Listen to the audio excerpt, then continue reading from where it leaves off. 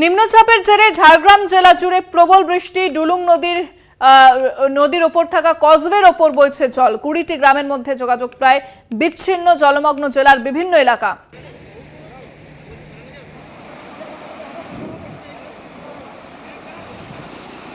ফোনে রয়েছেন প্রতিনিধি অরূপ ঘোষ। অরূপ, যে কজওয়ের ওপর দিয়ে জল বইছে, যোগাযোগ বিচ্ছিন্ন হয়ে গিয়েছে, বিকল্প কোনো রাস্তা বের করতে পেরেছে প্রশাসন? কি অবস্থা?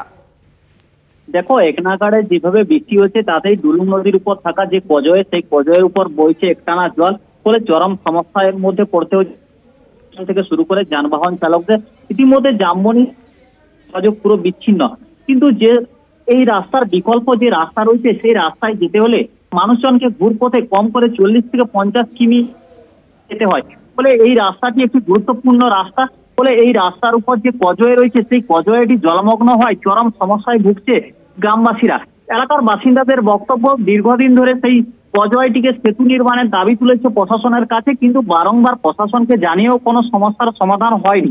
কিন্তু এই আরো বক্তব্য, ভোট এলে তাদেরকে প্রতিশ্রুতি দেওয়া হয় এই কজওয়েটি যাতে সেতু নির্মাণ করা হবে, কিন্তু তারপরেও কাজ হয়নি। কিন্তু এই জামবনিতে যেমন রয়েছে গুরুত্বপূর্ণ স্থান, যে কনক দুর্গা মন্দির থেকে বিভিন্ন যে পর্যটন কেন্দ্র রয়েছে, অপরদিকে ঝাড়গ্রামে রয়েছে ঝাড়গ্রাম মেডিকেল কলেজ হাসপাতাল সহ বিভিন্ন দপ্তরের অফিস।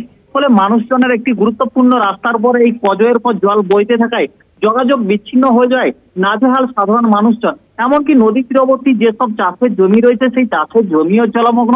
ফলে মাথায় হাত চাষিদের, বিঘার পর বিঘা ধান চাষের জমিতেও জলমগ্ন।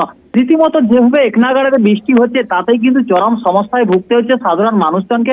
এমনকি মানুষজন গৃহবন্দী অবস্থায় রয়েছে। কবে এই নিম্নচাপ বা এই বৃষ্টি কাটবে, সেদিকেই তাকিয়ে রয়েছে সাধারণ মানুষজন।